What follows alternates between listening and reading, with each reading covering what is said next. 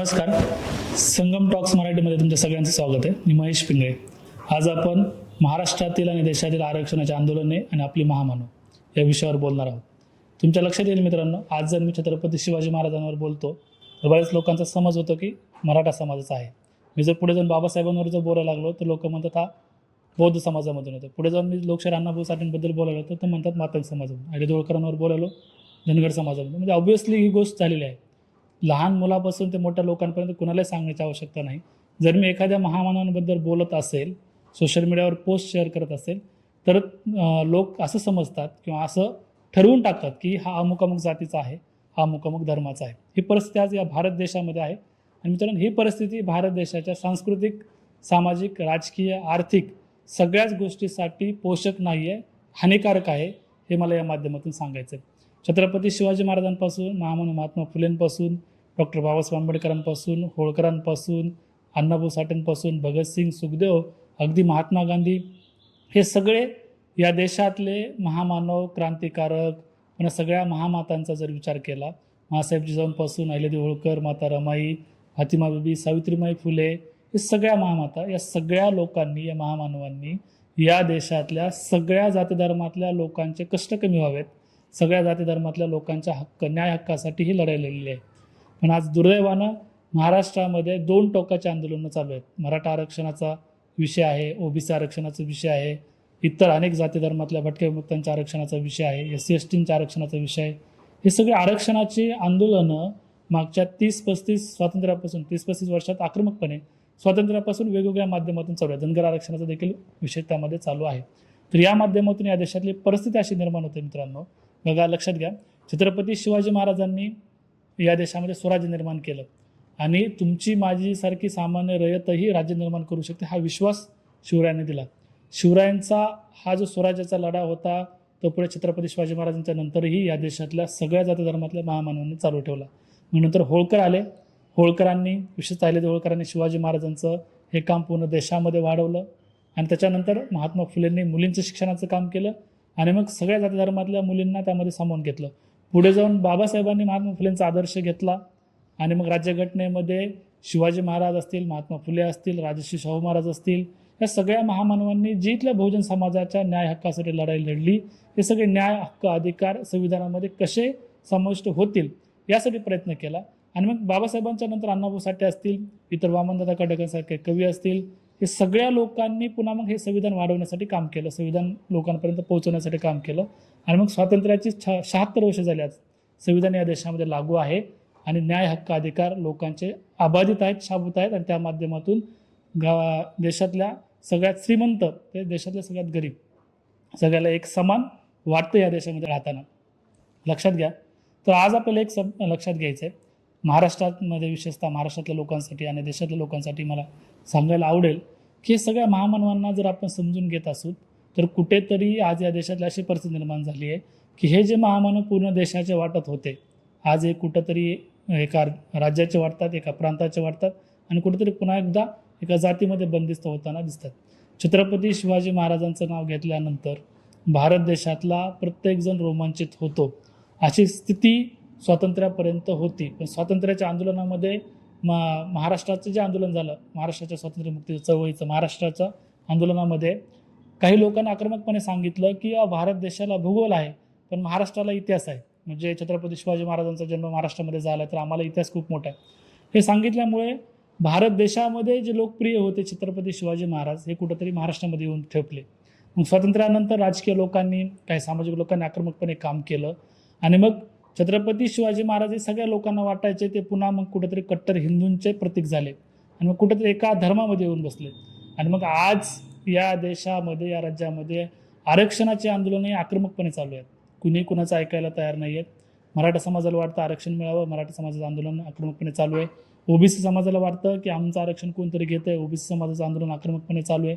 धनगर आरक्षणाचं आक्रमकपणे आंदोलन चालू आहे, भटक्या विमुक्तांचं चालू आहे. SC आणि ST यांच्यामध्ये देखील पुन्हा भांडणं होताना दिसतात. त्यांना देखील स्वतंत्र आरक्षणाची मागणी हा समाज करू लागतोय आणि अशामुळे या देशामध्ये छत्रपती शिवाजी महाराज हे परत पुन्हा एका जातीत बंदिस्त होतात की काय, अशी अत्यंत खेदजनक भीती या देशामध्ये निर्माण झाली आहे आणि या देशाच्या हिताची नाही आहे.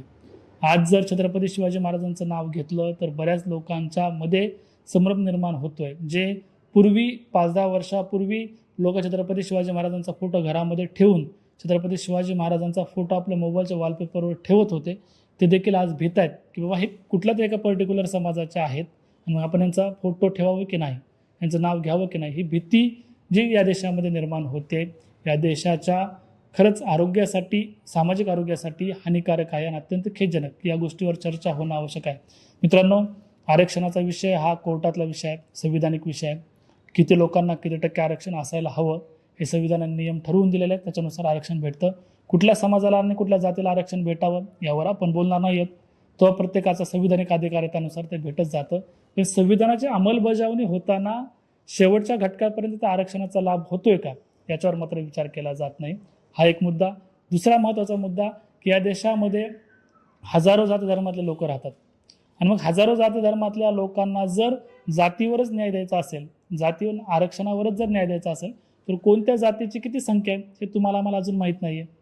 कारण जनगणना जी आहे, जातीनिहाय जनगणना या देशामध्ये होत नाही आहे. काही वर्षापूर्वी झाले होते, त्याच्यानंतर होत नाही. ओबीसीची जनगणना तर होत नाही. मग कुठल्या जातीची किती संख्या आहे, कुठल्या जातीचे किती लोक आहेत हे जोपर्यंत समोर येणार नाही तोपर्यंत आरक्षणाचा तिढा संपणार नाही किंवा विकास कामे होणार नाहीत, असं माझं मत आहे. आणि मग ही गोष्ट तर होणारी नाही, शक्य नाही.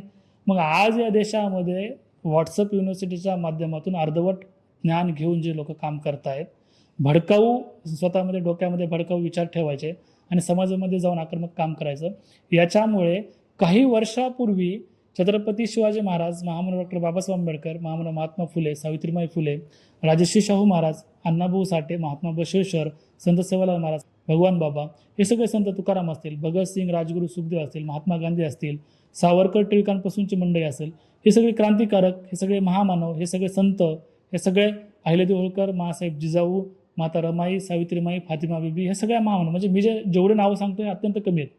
ह्या सगळ्या महामानवांनी जी काही वर्षापासून, हजारो वर्षापासून संतांनी, महामानवांनी ज्या देशामध्ये काम केलेलं आहे आणि या देशाची जी संस्कृती बनवली, या देशाची जी व्यवस्था बनवली, सामाजिक, राजकीय, सांस्कृतिक, आर्थिक, तर ही व्यवस्था कुठेतरी डळमळीत होते, ही व्यवस्था कुठेतरी तुटली जाते आणि याच्यामुळे भारतीयांचं भविष्य मला वाटतं अंधारात जाण्याची शक्यता आहे आणि हा भारतीयांसाठी धोका आहे असं मला असं वाटतं. कारण या देशाची संस्कृती अत्यंत चांगली आहे. महाराष्ट्राचा जर विचार केला तर महाराष्ट्रातले संत नामदेव पंजाबमध्ये जाऊन तिथल्या लोकांना प्रभावित करतात, तिथल्या लोकांचं प्रबोधन करतात. पंजाबमधला जे गुरु नानक आहेत त्यांचं महाराष्ट्रामध्ये येऊन ते काम करतात, ही संस्कृती जपून ठेवतात. हिंदू आणि मुस्लिम एकत्रितपणे नांदतात. या देशामध्ये ख्रिश्चन असेल, जैन असतील, बौद्ध असतील, इतर धर्माच्या लोकांची संस्कृतीसुद्धा या देशामध्ये आहे. म्हणजे हा देश कुठल्या जातीचा आहे आणि कुठल्या धर्माचा आहे हे आजपर्यंत हजारो वर्षामध्ये लोक सांगू शकले नाहीत. पण या 75 वर्षाच्या स्वातंत्र्यापासून आपण स्वतंत्र तर झालो आहोत, पण हे जे काही देशाला घातक असणाऱ्या विचारापासून अजूनही स्वतंत्र झालो आहोत का नाहीत हे मात्र तुम्हाला आम्हाला अजून समजलं नाही. आणि मग तुम्ही जे शर्ट घालता महामानवांचे प्रतीक म्हणून, भगवा शर्ट घालता शिवाजी महाराजांचं प्रतीक म्हणून, निळा शर्ट घालता बाबासाहेबांचं प्रतीक म्हणून, पिवळा शर्ट घालता अहिल्यादेवी होळकरांचं प्रतीक म्हणून, आणि मग आक्रमकपणे काम करतात. मग तुम्ही महामानवांना फक्त रंग मध्येच एवढंच ओळखलंय का, रंग आणि फोटो एवढंच ओळखलंय का, जातीमध्येच ओळखलंय का? या लोकांनी आपलं आयुष्य झिजवलं, आपला जीव दिला. भगतसिंग, राजगुरू आणि सुखदेव यांनी जर फासावर लटकले नसते तर इंग्रजांना देखील निर्णय घेता आला नसता की बाबा अजूनही त्यांना जाऊ वाटलं नसतं या देशामधून. मग त्यांनी जी स्वतःचं आयुष्य संपवलं 22 वर्षे भगतसिंगांनी, तर याचसाठी संपवलं होतं का की आज त्यांना भारत देशामध्ये दिसतंय की लोक जातीमध्ये भांडतायत, लोक धर्माधर्मामध्ये भांडतायत. म्हणजे महाराष्ट्रातली परिस्थिती लक्षात घ्या. अनेक रिपोर्ट्स तयार आले आहेत, न्यूज रिपोर्ट्स तुम्हाला पाहायला मिळतील. महाराष्ट्रामध्ये तर अत्यंत खेदजनक परिस्थिती आहे. विशेषतः बीड, परभणी आणि मराठवाड्यासारख्या ठिकाणी, विदर्भ मराठवाड्यामध्ये अत्यंत वाईट परिस्थिती तुम्हाला देशामध्ये पाहायला मिळते. तो जर आता गावामध्ये अशी परिस्थिती आहे, जर तो माझ्या जातीचा नसेल तर त्याच्या दुकानावर जायचं नाही, जर तो माझ्या जातीचा नसेल तर त्याच्या दवाखान्यामध्ये जायचं नाही, जर तो माझ्या जातीचा असेल तरच मी त्याच्या शेतामध्ये जाणार, त्याच्या शेतातली कामं करणार, माझ्या शेतातले कामं करण्यासाठी ट्रॅक्टरसुद्धा माझ्या जातीतल्याच लावावा. ही अत्यंत वाईट मानसिकता आज या भारत देशामध्ये, या महाराष्ट्रामध्ये निर्माण झालेली आहे. विशेषतः महाराष्ट्राने या भारत देशाला शिकवलं आहे की कसं पुरोगामी राहायचं, कसं सगळ्या जाती धर्माला एकत्रित करायचं. आणि मग आज आपण वारी साजरी करतोय, वारीमध्ये सगळे संत परंपरांचा महाराष्ट्र म्हणून सांगतो. या महाराष्ट्रासाठी अत्यंत वाईट गोष्ट आहे मित्रांनो. बाबासाहेबांनी काम केलं या राज्यामध्ये, राजर्षी शाहू महाराजांनी काम केलं या राज्यामध्ये, छत्रपती शिवाजी महाराजांचा जन्म या राज्यामध्ये झालेला आहे, मासाहेब जिजाऊ असतील, हे सगळ्यांचा. महात्मा फुले साहेबांनी पुण्यामध्ये मुलींना शिक्षणाची दारे खुलं केली. बघा, पुण्यामध्ये महात्मा फुलेंनी मुलींना शिकवलं, त्याच्यामुळे आज जगभरातल्या महिलांना सन्मान मिळतोय. आज पुरुषाच्या बरोबरीनं महिला काम करतात, नवे नवे पुरुषाच्या पुढे गेल्या महिला. कशामुळे? तर महिलांना शिक्षण मिळालं, मुलींना शिक्षण मिळालं. म्हणजे पुण्यामध्ये महात्मा फुले साहेबांनी केलेल्या कामामुळे जगभरातल्या महिलांना सन्मान मिळाला. एवढी मोठी मंडळी आज महाराष्ट्राच्या या मातेमध्ये जन्माला आली आहेत. आणि अशा महाराष्ट्रामध्ये जर आम्ही जातीमध्ये भांडत राहिलो, म्हणजे बसमध्ये बसल्यानंतर देखील 2 मिनिटं बोलल्यानंतर आज अशी परिस्थिती निर्माण झाली की तो व्यक्ती त्या समोरच्या व्यक्तीला विचारतो तुझी जात कोणती आहे. एवढी वाईट परिस्थिती या देशामध्ये आणि राज्यामध्ये का निर्माण झाली, यावर मला वाटतं चिंतन व्हायला पाहिजे. आणि मग कुठंतरी आरक्षणाचे आंदोलन राजकीय स्वार्थासाठी, काही राजकीय लोकांच्या स्वार्थासाठी तर चालूच आहेत, त्यांचा राजकीय स्वार्थ साधला जातोय, राजकीय कुळी व्हायला जाते, पण सामान्य लोकांची या देशाची संस्कृती मात्र बिघडत चालली. कुठेतरी थांबलं पाहिजे, यावर चिंतन झालं पाहिजे. आणि मग या देशातले जे महामानव आहेत, महात्मा बसवेश्वरांपासून तथागत गौतम बुद्धांपासून, की ज्यांनी एक समतेचा विचार दिला होता, म्हणजे जात धर्माच्या पलीकडे जाऊन कुठेतरी काम केलं पाहिजे. महामानव महात्मा बसवेश्वरांनी जे काम केलं, पहिला या देशातला आंतरजातीय विवाह लावला. कशासाठी? तर जातीमधलं अंतर कमी व्हावं.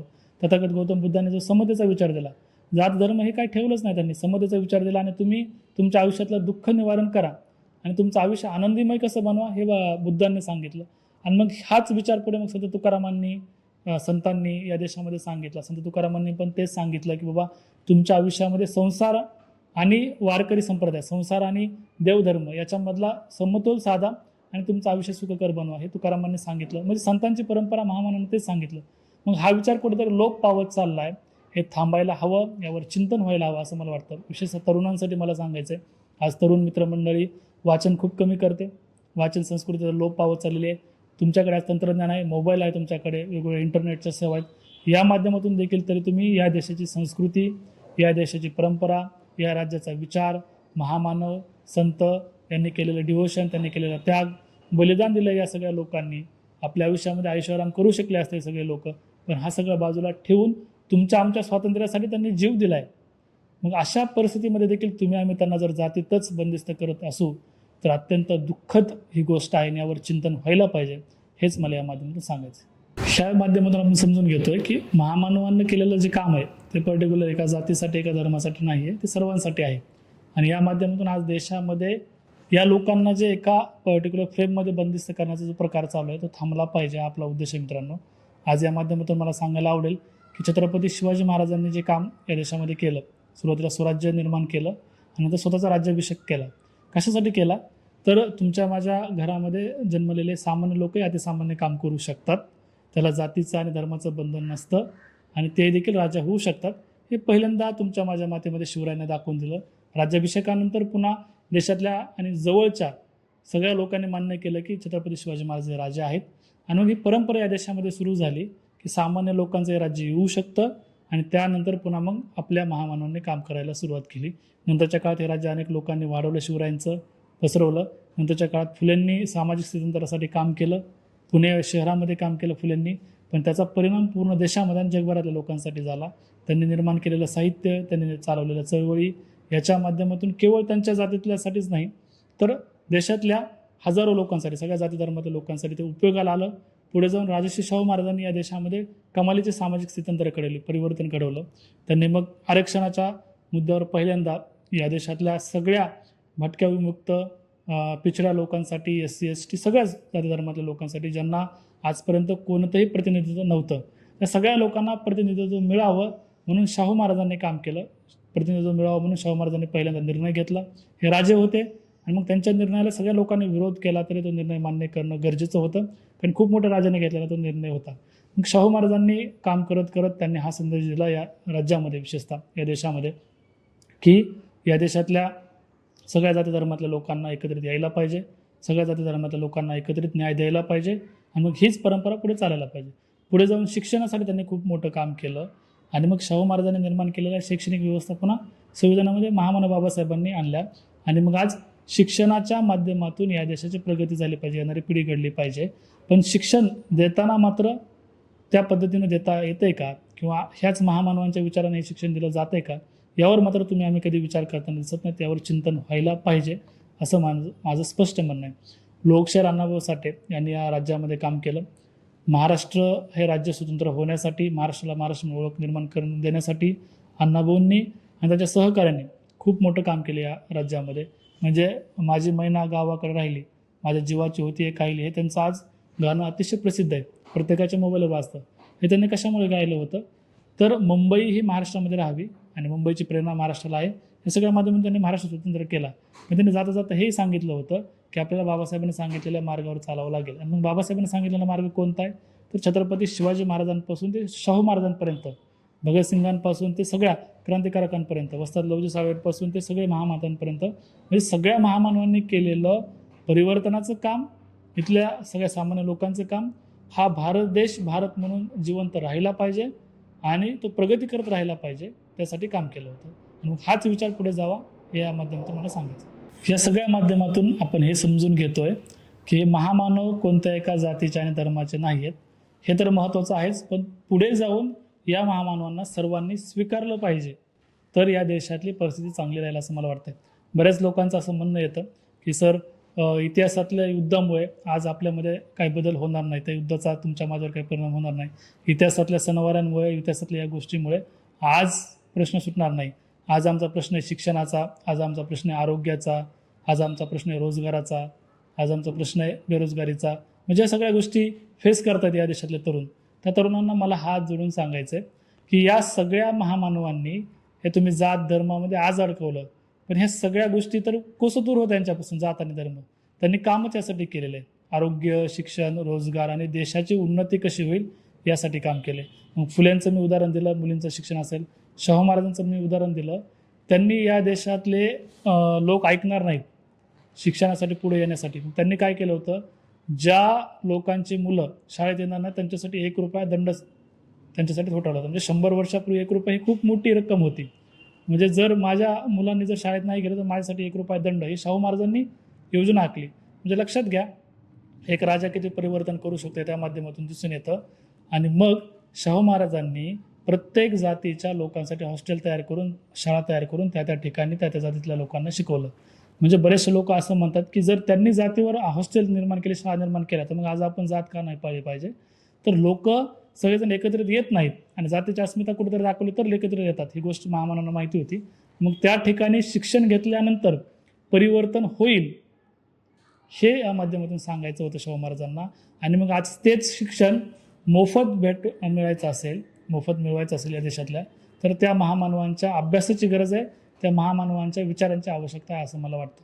महात्मा फुले साहेबांनी आयुष्यभर सामाजिक काम केलं, परिवर्तनाची लढाई लढवली.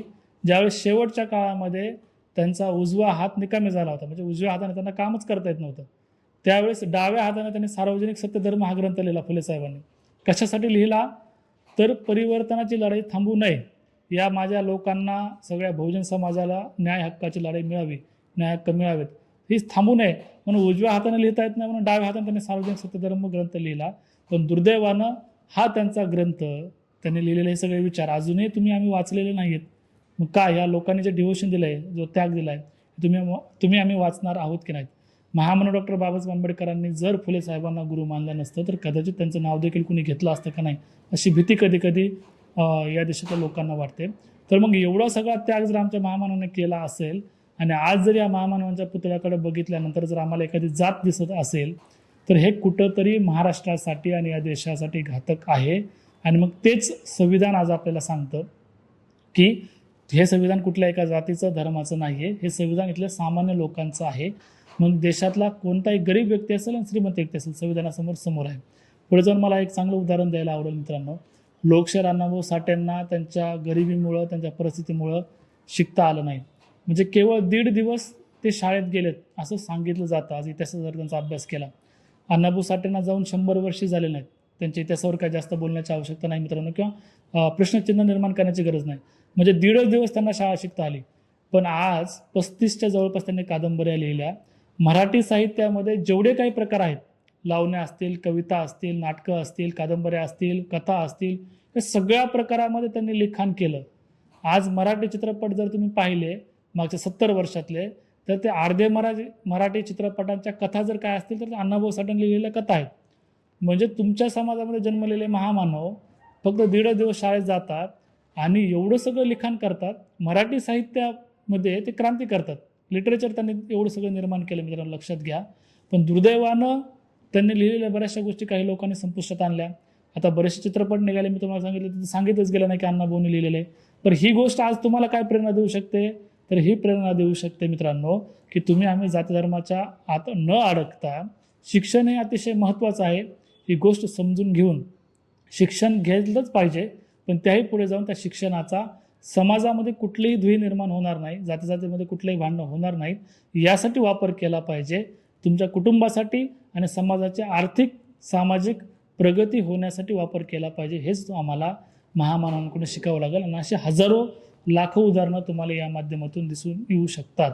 भगतसिंगांनी 22व्या वर्षी या देशासाठी प्राण दिले, तुम्हाला आम्हाला सगळ्यांना माहिती आहे. आज भगतसिंग साहेबांची जयंती आल्यानंतर किंवा ज्या दिवशी त्यांना फाशी दिली त्या दिवशीचा दिवस, एक दिवस तुम्ही आम्ही सोशल मीडियावर प्रचंड स्टेटस ठेवतो, पण दुसऱ्या दिवशी मात्र भगतसिंग कोण होते आम्ही विसरून जातो. मित्रांनो, भगतसिंगांनी याच तुमच्या माझ्यासाठी कोणत्याही जाती धर्माचा विचार न करता फासावर लटकवले. फासावर जाताना देखील त्यांना शेवटची इच्छा विचारली होती काय असेल, तर त्यांनी एक पुस्तक वाचण्यासाठी मागितलं होतं. शेवटची इच्छा ते त्यांच्या घरच्यांना भेटू शकले असते, घरच्यांना एकदा पाहू शकले असते. त्यांच्या आईवडिलांची परिस्थिती लक्षात घ्या, काय वाटलं असेल त्यांच्या जीवाला की आपला एक मुलगा 22 वर्षाचा मुलगा यार फासावर लटकतोय उद्या. तर ही कुठलीही परिस्थिती त्यांनी बाजूला ठेवली. शेवटपर्यंत त्यांच्या डोक्यामध्ये हाच विचार होता की या देशातल्या हा मला देश स्वतंत्र करायचा आहे, इंग्रजांनी या देशातून जावं आणि हा देश स्वतंत्र व्हावा, या देशातल्या सगळ्या तुमच्या माझ्यासाठी स्वातंत्र्य मिळावं, ही एक सामाजिक भावना ठेवून, हा एक प्रामाणिक हेतू ठेवून भगतसिंग आणि त्यांचे सहकारी फासावर गेले. मग आज जर तुम्ही आम्ही त्यांच्या दृष्टिकोनातून जर विचार केला, खरंच कधी कधी सोशल मीडियावर पण रील्स व्हायरल होतात किंवा भगतसिंगसुद्धा विचार करत असतील की हमकिन हरामजादों के लिए यार फाशी पे लटक गया, अशा मीम्स त्या तयार होतात. खरंच विचार करण्यासारखी गोष्ट आहे. जर या लोकांनी स्वतःच्या आयुष्याचा विचार केला नाही तर तुम्ही आम्ही कुठे घेऊन बसलो जात आणि धर्म, तर याच्या पलीकडे कुठेतरी जाऊन तुम्हाला आम्हाला काम करता आलं पाहिजे, असं माझा विचार आहे. मासाहेब जिजाऊ असतील, अहिल्यादेवी होळकर असतील, रमाबाई आंबेडकर असतील, फातिमा बी असतील, सावित्रीबाई फुले असतील, यांनी कधीही त्यांच्या जातीचा विचार केला नाही. यांनी ज्या परिस्थितीमध्ये काम केलं या स्त्रियांनी, त्यावेळेस तर त्यांना कोणताही अधिकार नव्हता, त्यांच्यावर चिखल फेकलं जायचं, पण तरी देखील त्यांनी फक्त आणि फक्त या देशातल्या लोकांना शिक्षण मिळायला पाहिजे यासाठी काम केलं. आज शिक्षण तर मिळतं आहे, पण हे शिक्षण समाजाच्या उपयोगाला आहे का नाही, आपण काय शिक्षण घेतोय, आपण जे बोलतोय ते तात्विक आहे का, बरोबर आहे का, हे कुठल्या एका जाती धर्माच्या विरोधात आहे तर मग ते बरोबर आहे का, याचा विचार मात्र तुम्ही आम्ही करत नाही आहोत. म्हणजे तुम्हाला कुठेतरी वाचण्याची आवश्यकता आहे, महामानवांना वाचण्याची आवश्यकता आहे, महामानवांचे चरित्र वाचण्याची आवश्यकता आहे, महामानवांनी लिहिलेले ग्रंथ वाचण्याची आवश्यकता आहे असं मला वाटतं. आणि या माध्यमातून हा देश टिकून राहील महामानवांच्या विचारांवर, जाती धर्मावर नाही. सगळ्यात महत्त्वाचा विषय, आज मोठ्या प्रमाणामध्ये महामानवांच्या जयंत्या साजऱ्या केल्या जातात. वेगवेगळ्या माध्यमातून DJ, ढोल, नाचगाण्याच्या माध्यमातून आक्रमकपणे आम्ही त्या महामानवांचे अनुयायी कसे आहोत हे दाखवण्याचा प्रयत्न या माध्यमातून केला जातो.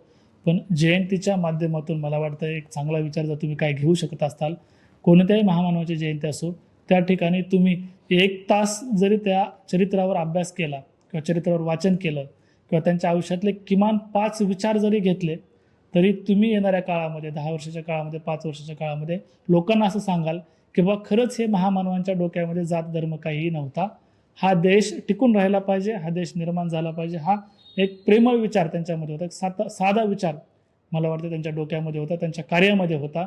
महामानवांनी केला जो त्याग आहे, मग तो कुठंतरी तुम्ही आम्ही समजून घेणार आहोत का नाहीत, हा विचार करण्याची गरज आज आली आहे. म्हणजे मित्रांनो बघा, जाती धर्माच्या पलीकडचे महामानव आपण सांगतोय, त्यांनी केलेलं काम हे जाती धर्माच्या किती पलीकडचं होतं हे समजून घेण्याची गरज आहे. त्याच्या पुढे जाऊन त्याचं इम्प्लिमेंटेशन आज तुमच्या माझ्या आयुष्यात करणं गरजेचं आहे. बसमध्ये बसल्यानंतर देखील आपण आपल्या जातीच्या लोकांनाच शेजारी जागा दिली पाहिजे. जी अतिशय वाईट विचाराची प्रवृत्ती तुमच्या माझ्या मनामध्ये निर्माण होती आज या देशातल्या या सगळ्या परिस्थितीमुळे, ही कुठेतरी बदलली पाहिजे, हा आपला हेतू आहे या माध्यमातून मला सांगायचं. बाबासाहेब आंबेडकरांनी राज्यघटना लिहिली आणि पूर्ण आयुष्यभर त्यांनी जो त्याग केला, पूर्ण आयुष्यभर त्यांनी जो अभ्यास केला, पूर्ण आयुष्यभर त्यांनी ज्या खस्ता खाल्ल्या, त्याच्यानंतर जाऊन त्याच्या लक्षात आलं की या देशातल्या सगळ्या जाती धर्मातल्या लोकांना कसं एकत्रित बांधता येईल. मग त्यांनी ते संविधानाची निर्मिती केली, बाबासाहेबांसोबत अनेक लोक होते, सगळ्या लोकांनी, आणि मग ते संविधान लागू झालं. मग आम्हाला सगळ्यांना न्याय मिळाला आहे. पण त्याच्या पाठीमागे त्यांनी जो केलेला त्याग आहे, हा त्याग आपण या माध्यमातून विसरून जातोय की काय, हा विचार करण्याची गरज आहे, याच्यावर चिंतन करण्याची गरज आहे. सावित्रीबाई फुले या महिला असून देखील ज्यावेळेस त्या मुलींना शिकवण्यासाठी पुढे आल्या, तर त्यांच्यावर कोणी दगड फेकत होतं, त्यांच्यावर कोणी चिखल फेकत होतं, कधी कधी शेणसुद्धा फेकलं.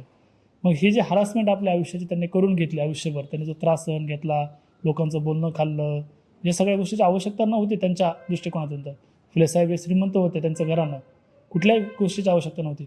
म्हणजे स्वतःचे उद्योगधंदे त्यांनी बंद ठेवून, स्वतःच्या उद्योगधंद्याकडे दुर्लक्ष करून, म्हणजे हे सगळं मुलींच्या शिक्षणाचं काम केलं. हा जो त्याग आहे, हा त्याग तुम्ही आम्ही समजून घेणार आहोत की नाहीत, किती दिवसापर्यंत आपण असेच राहणार आहोत, हा महत्त्वाचा मुद्दा आहे. त्याच्या पलीकडे जर त्यांच्या अगोदर जाऊन बघितलं, छत्रपती शिवाजी महाराजांचं मी वेळोवेळी उदाहरण तुम्हाला दिलं. शिवाजी महाराजांकडे कसलीही परिस्थिती नव्हती, पण त्यांना करणं होतं की बाबा त्यांना दाखवायचं होतं की तुमच्या माझ्या घरामध्ये जन्मलेले सामान्य कुटुंबातले छत्रपती शिवाजी महाराज हे देखील राज्य निर्माण करू शकतात, राजे होऊ शकतात. मग हा जो विश्वास त्यांनी दिलेला आहे, तो आज आपण कुठेतरी शिवजयंतीला जर आपण आक्रमकपणे जर काम करत असू किंवा मोठ्या प्रमाणात डीजे लावून नाचवून त्यांचा एका धर्माच्या विरोधात जर त्याचा वापर करत असू, हे कुठेतरी चुकीचं आहे असं मला या माध्यमातून सांगायचं आहे. त्याच्या अगोदर जर सांगायचं असेल तर महात्मा बसवेश्वर हे 1000 वर्षापूर्वी या देशामध्ये जन्मलेले महामानव आहेत. पण 1000 वर्षानंतरही त्यांचं नाव आज आपण आदराने घेतो बसवेश्वरांचं, याचसाठी की बसवेश्वरांनी जी सामाजिक स्थित्यंतराचं काम त्या काळामध्ये केलं. मग 2 वेगवेगळ्या जातीतल्या लोकांचं, म्हणजे वेगवेगळ्या जातीतल्या लोकांचा विवाह लावून त्यांनी जगाला दाखवलं की बाबा वेगळ्या जातीमध्ये विवाह केला तर काही अडचण येत नाही किंवा कुठलाही देवाला त्याच्यावर प्रकोप होत नाही, हे पहिल्यांदा त्यांनी दाखवून दिलं. त्याच्यानंतर त्यांना तुरुंगात टाकण्यात आलं, त्यांच्याकडे मंत्रिपदाची जबाबदारी होती, त्याच्यावर त्यांना काढण्यात आलं. म्हणजे बसवेश्वरांनी हा त्याग कशासाठी केला, तर 2 माणसातलं अंतर कमी व्हावं, हा एक स्वच्छ हेतू त्यांचा होता. आणि मग आज आपण या जगामध्ये 1000 वर्षानंतरही जर 2 माणसातलं अंतर जर वाढवत असू, जातीमध्ये भांडणं करून, धर्माधर्मामध्ये भांडणं करून, तर मग या लोकांनी जे डिव्होशन दिलं, जे त्याग दिला, त्यांनी जे आपलं आयुष्य खर्ची घातलं, मग हे फुकट गेलं का काय, म्हणजे याचा विचार आपण करणं आवश्यक आहे मित्रांनो. असे हजारो उदाहरणं या देशामध्ये तुम्हाला मी देऊ शकतो, महामानवांबद्दल सांगू शकतो. कोणताही महामानव घ्या तुम्ही इतिहासातला, अगदी सावरकर, लोकमान्य टिळक यांच्यापर्यंत जरी तुम्ही आलात, यांनी देखील जे काम केलं किंवा सांगितलं, भारतीय स्वातंत्र्यासाठी काम केलं, एक धर्म एक जात याच्या पलीकडे जाऊन त्यांना आपण स्वीकारणं गरजेचं आहे असं मला वाटतं. आणि त्याच्या अगोदर जर सांगायचं झालं तर 10-5 हजार वर्षापूर्वी जर गेलो आपण आपल्या देवधर्माच्या इतिहासामध्ये, देवांकडे जरी पाहिलं तर कोणत्याही देवानं असं सांगितलेलं नाही आहे की तुम्ही एकाच जातीच्या लोकांसाठी काम करा, एकाच धर्माच्या. त्यांनी सगळ्यांना सामावून घेतलं. हे विश्वची माझे घर असं या राज्यामध्ये आणि देशामध्ये संत परंपरामध्ये म्हटलं जातं. म्हणजे भारतीय संस्कृती सांगते की हे जग आमचं घर आहे बाबा, आम्ही कुणालाही वेगळं समजत नाही. माझं घरच नाही, माझा समाजच नाही, माझी जातच नाही, माझा धर्मच नाही, हे तर माझा देशच नाही, तर हे पूर्ण जग हे आमचं घर आहे असं आम्ही समजतो. आणि आम्ही आमच्या घरातले कुटुंबातले लोक, म्हणजे एवढा परिवर्तनवादी जगाच्या काळाच्या पुढे जाऊन विचार देणारे आमचे संत आहेत. त्या संतांच्या परंपरेमध्ये जन्मलेल्या तुम्ही आम्ही लोक आहोत, त्या मातीमध्ये, त्या देशामध्ये, त्या राज्यामध्ये. तर मग तुम्ही आम्ही आज जातीमध्ये का अंतर वाढवतोय, धर्माधर्मामध्ये का अंतर वाढवतोय, आणि याचा फायदा आपल्याला फक्त काही लोकांना होताना दिसतोय. म्हणजे बघा, ब्रिटिश ईस्ट इंडिया कंपनी ज्यावेळी सुरुवातीच्या काळामध्ये आली होती, त्यांच्या लक्षात आलं भारत देशाच्या लोकांची मानसिक स्थिती काय. मग त्यांनी एकच काम केलं, डिवाइड अँड रूल. म्हणजे वेगवेगळ्या लोकांना भांडायला लावलं, कुणा जातीमध्ये भांडणं लावायला लावली, कुणा राजामध्ये भांडणं लावली, संस्थानिकामध्ये भांडणं लावली. म्हणजे तुमची फोड केली, तुम्हाला एकमेकाविरुद्ध भांडायला लावलं, आणि आपल्या देशावर त्यांनी 150 वर्ष राज्य केलं. मग आपण स्वतंत्र झालो आहोत, आज 80 वर्ष झालं स्वतंत्र होण्यासाठी या सगळ्या हजारो महामानवांनी आपलं आयुष्य खर्ची घातलं, क्रांतिकारकांनी आयुष्य खर्ची घातलं. आणि पुन्हा आपण जर त्याच विचाराकडे जात असू तर गुलाम होतो तेच बरे होतो की काय, असा विचार कधी कधी मनाला येतो. मग आपण कुठल्या स्थितीकडे जातोय, तंत्रज्ञान वाढतंय, आधुनिकतेकडे आपण प्रवास करतोय, प्रगती करतो देशाची, पण विचाराचा मात्र आपण कुठंतरी दुराव्यव करतोय, विचार मात्र कुठेतरी आपण खड्ड्यात घालतोय, विचार मात्र आपण पाठीमागे घेऊन जातोय. आणि कुठेतरी तुम्ही स्वतः पाठीमागे जाताय विचाराने, म्हणजे तुम्ही तुमच्या देशाला देखील पाठीमागे घेऊन जाताय. हा विचार सोडून कुठेतरी पुढे येण्याची गरज आहे, जात धर्माच्या पलीकडे काम करण्याची गरज आहे. आणि मग ते सर्वांनाच, राजकारणात काम करणाऱ्या लोकांना, प्रशासकीय व्यवस्थेत काम करणाऱ्या लोकांना, तुमच्या माझ्या समाजामध्ये काम करणाऱ्या लोकांना हे स्वीकारलं पाहिजे. आणि त्याच्या पलीकडे जाऊन कुठेतरी आपण निर्णय घेऊ शकताल का, तर आज देशाला महत्त्वाचे निर्णय सुरुवात मी केली होती तिथूनच मित्रांनो, की तुम्ही जे म्हणताय ना की ह्या सगळ्या गोष्टींची आज आवश्यकता काय आहे, आज आम्हाला शिक्षण पाहिजे, आरोग्य पाहिजे, तर मी तेच सांगितलं की या सगळ्या महामानवांनी जात धर्म हे त्यांच्या डोक्यात सुद्धा नव्हतं. यांनी काय काम केलं, आधी तुम्हाला शिक्षण दिलं. यांनी काय काम केलं, आधी तुम्हाला आरोग्य कसं चांगलं मिळेल याच्यासाठी काम केलं. यांनी काय काम केलं की तुमच्या देशातल्या जी व्यवस्था आहेत त्या तुमच्या सामान्य लोकांचं आयुष्य सुखकर बनवण्यासाठी काम केलं. महात्मा फुलेंचं उदाहरण मी पुन्हा पुढे जाऊन एक देईल की ज्यावेळेस प्लेगची साथ या देशामध्ये थैमान घालत होती, पुण्यामध्ये, या महाराष्ट्रामध्ये आणि देशामध्ये प्लेगची महाप्रचंड साथ आली होती आणि हजारो लोक रोज मरण पावत होते. म्हणजे प्लेगच्या साथीवर नियंत्रण नव्हतं त्यावेळेस कुठलंही वॅक्सिन नव्हतं, कुठलेही दवाखाने नव्हते, कुठल्याही ब्रिटिश ईस्ट इंडिया कंपनीने किंवा इथल्या राजा महाराजांनी व्यवस्था केली नाही. हजारो लोक रोज मरत होते. एवढी वाईट आणि भयानक परिस्थिती त्या काळामध्ये होती. त्यावेळेस महात्मा फुलेंनी आणि सावित्रीबाई फुलेंनी त्या प्लेग झालेल्या लोकांना आपल्या खांद्यावर घ्यायचं, त्यांची व्यवस्था करायची, जे मेलेले लोक आहेत त्यांचे अंतिम संस्कार करायचे. म्हणजे हा प्लेग संसर्गजन्य रोग आहे. प्लेगसारख्या संसर्गजन्य रोग यांना जर आपल्या खांद्यावर घेऊन त्यांचा उपचार करण्याचं काम या दाम्पत्यानं केलं. एवढा त्याग मला सांगा, तुमच्या आयुष्यात तुमचा जन्म होऊन जर 25-30 वर्ष झाली, 50 वर्ष झाली, 100 वर्ष झाली, तुमच्या आयुष्यात एकही व्यक्ती तुम्हाला भेटणार नाही की तुमच्यासाठी तो एवढं डिवोशन करेल. तर या देशातल्या सगळ्या जाती धर्मातल्या लोकांसाठी त्यांनी हे डिवोशन दिलं आहे. या लोकांनी आपला जीव खर्ची घातला, तरी देखील तुम्ही जर त्यांना समजून घेऊ शकत नसाल आणि तरी देखील फुलेंना तुम्ही एका जातीमध्ये पुन्हा बंदिस्त करत असाल आणि मग फुलेंचा विचार पुढे येऊ देत नसाल, तर कुठेतरी हे मला वाटतं चुकीचं आहे. यावर चिंतन व्हायला पाहिजे. विशेषतः जयंती साजरी करणाऱ्या तरुणांसाठी आव्हान आहे की केवळ या सगळ्या डामडोल न करता त्यांनी जो काही विचार दिलेला आहे तो विचार समजून घेणं गरजेचं आहे मित्रांनो. हाच विचार या मातीमध्ये टिकला पाहिजे. हाच भारत देश आहे, हाच भारताचा धर्म आहे. मानवता हाच धर्म, दुसरी कुठलीही जात धर्म नाही, हेच या महामानवांनी सांगितलेलं आहे. तुम्ही 10,000 वर्षाचा जर भारतीयांचा इतिहास बघितला तर भारतीयांनी हेच शिकवलेलं आहे की पूर्ण जगामध्ये भारतीयांना स्थान आहे.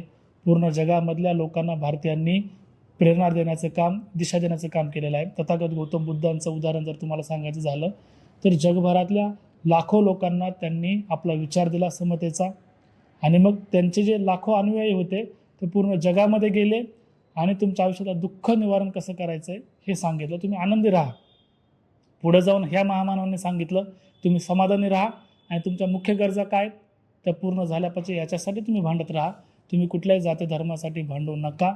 हा मुख्य विचार इथल्या महामानवांचा होता. पण दुर्दैवानं स्वातंत्र्यानंतर राजकीय परिस्थिती बदलली, राजकीय लोकांचे अजेंडे बदलले आणि मग जसं जसं वेळ गेला राजकीय लोकांची परिस्थिती, अजेंडे बदलत गेले. तसं तसं तुम्ही आम्ही या महामानवांना परत वेगवेगळ्या दिशेने घेऊन गेलो. ज्याप्रमाणे फायदा असेल, मला जर वाटलं की बाबा अमुक महामानव आहेत, बाबासाहेब आहेत, बाबासाहेबांचा मला वापर करायचा, मग त्या पद्धतीनं मी केला. फुलेंचा वापर मला करायचा त्या पद्धतीने केला. शिवाजी महाराजांचा वापर मला एका धर्माविरुद्ध भांडण्यासाठी करायचा तर मी तो केला. अशा पद्धतीनं या महामानवांना आपण चिरडून टाकलेलं आहे, त्यांचा विचार मोडून टाकलेला आहे आणि कुठेतरी पुन्हा त्यांना एकत्रित बांधणं गरजेचं आहे मित्रांनो. तरच हा देश टिकून राहील. ही अत्यंत महत्त्वाची आणि जबाबदारीची गोष्ट आहे, ही तुम्ही समजून घेतली पाहिजे. शेवटाकडे जाताना मला हेच तुम्हाला समजून सांगण्याचा प्रयत्न करायचा आहे की आपण आज जी परिस्थिती जगतोय, विशेषतः महाराष्ट्र राज्यामध्ये, तरी परिस्थिती आपल्याला बदलवायची आहे. आणि कशी बदलणार आहेत आपण, तरी महामानवांच्या विचारांनी बदलणार आहेत. तर महामानवांचा विचार काय आहे, तर जात आणि धर्माच्या पलीकडे जाऊन सामान्य लोकांसाठी, तुमच्या माझ्या हक्कासाठी काम करणं आणि तुमच्या आयुष्यातील प्रश्न सोडवणं आणि तुमचे हक्क अधिकार काय ते मिळवणं, हा महामानवांचा विचार आहे मित्रांनो. मग तथागत गौतम बुद्धांनी समतेचा विचार दिला, पुढे महात्मा बसवेश्वरांनी समतेचा विचार दिला. तोच विचार पुढे छत्रपती शिवाजी महाराजांनी आपल्या राज्यामध्ये राबवला. छत्रपती शिवाजी महाराजांनी या देशातल्या सगळ्या जाती धर्माच्या सगळ्या लोकांना एकत्रित केलं आणि आपण राज्य निर्माण करू शकतो हा विश्वास दिला. छत्रपती शिवाजी महाराजांच्या नंतर काही प्रमाणात शिवरायांचं राज्य संपुष्टात आलं होतं. शिवरायांचा विचार काही लोकांनी वाढवला नाही, पण हाच विचार नंतर अहिल्यादेवी होळकरांनी पूर्ण देशामध्ये मंदिरं बांधली आणि हा विचार पूर्ण देशामध्ये घेऊन गेला. पुढच्या काळामध्ये महात्मा फुलेंनी मुलींना शिक्षण दिलं. म्हणजे हाच महामानवांचा विचार पुढे चालवला की शिक्षण महत्त्वाचं आहे. मग संतांनी विचार दिले, अभंग असतील, वारकरी संप्रदाय असतील, परंपरा असतील, या माध्यमातून हे सांगितलं की तुम्ही एकत्रित या आणि एकत्रित मिळून आपल्या सगळ्यांचे हक्क अधिकार मिळवा, आपल्या सगळ्यांच्या अडचणी दूर करा. मग संतांनी दिलेले विचार हेच होते, हेच महामानवांचे विचार होते.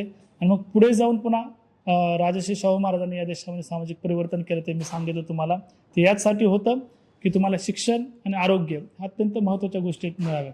आणि पुढे जाऊन संविधान आलं. संविधानाच्या माध्यमातून शिक्षण, आरोग्य, रोजगार आणि तुमचे हक्क अधिकार मिळावेत यासाठी या महामानवांचं हे एक निचोड म्हणायचं की या शेवटापर्यंत हेच लक्षात यायला पाहिजे तुम्हाला की बाबा आपण जात धर्माच्या पलीकडे जाऊन महामानव स्वीकारले पाहिजेत. याच महामानवाने यासाठी काम केलेलं आहे. त्यांचा त्याग मी तुम्हाला सांगितला.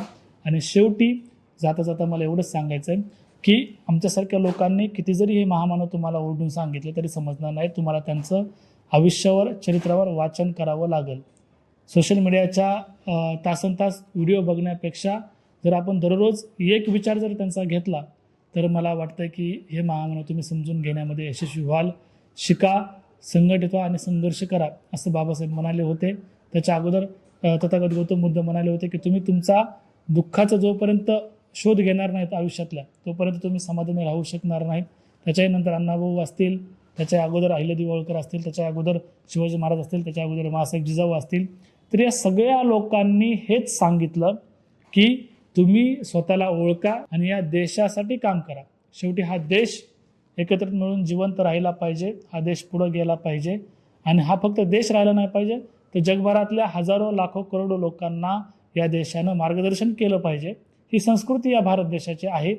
हे वैभव, ही श्रीमंती या महामानवांच्या जन्माने तुमच्या आमच्या या देशामध्ये निर्माण झाले. मित्रांनो, तुम्ही आम्ही कुठेतरी भाग्यवान समजलं पाहिजे की हे सगळे लोक तुमच्या माझ्या देशामध्ये जन्माला आले. ते जर इतर देशामध्ये जन्माला आले असते तर त्यांचं महत्त्व तुमच्याही लक्षात आलं असतं आणि तुम्ही पुन्हा छाती टोकून सांगितलं असतं की बाबा या अमुक देशामध्ये बाबासाहेब जन्माला आले होते, अमुक देशामध्ये शिवाजी महाराज जन्माला आले असते आणि तुम्हाला त्यांचं कुतूहल वाटलं असतं. आज अनेक विदेशातल्या लोकांचं कुतूहल या देशातल्या लोकांना वाटतं, पण ह्या देशातल्या महामानवांबद्दल बोलताना ते कमी दिसतात.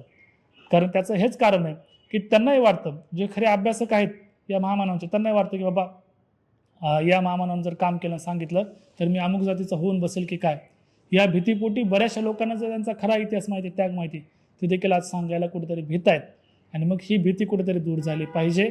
आणि तुमच्या आयुष्यातल्या सुखासाठी, समाधानासाठी, तुमच्या न्याय हक्क अधिकारांसाठी हेच महामानव महत्त्वाचे आहेत. हे महामानव तुम्हाला समजून घेता आले पाहिजेत आणि जाती धर्माच्या पलीकडे जाऊन तुम्हाला जगता आलं पाहिजे. हाच त्यांचा विचार होता. हेच मला या माध्यमातून सांगायचं आहे. धन्यवाद.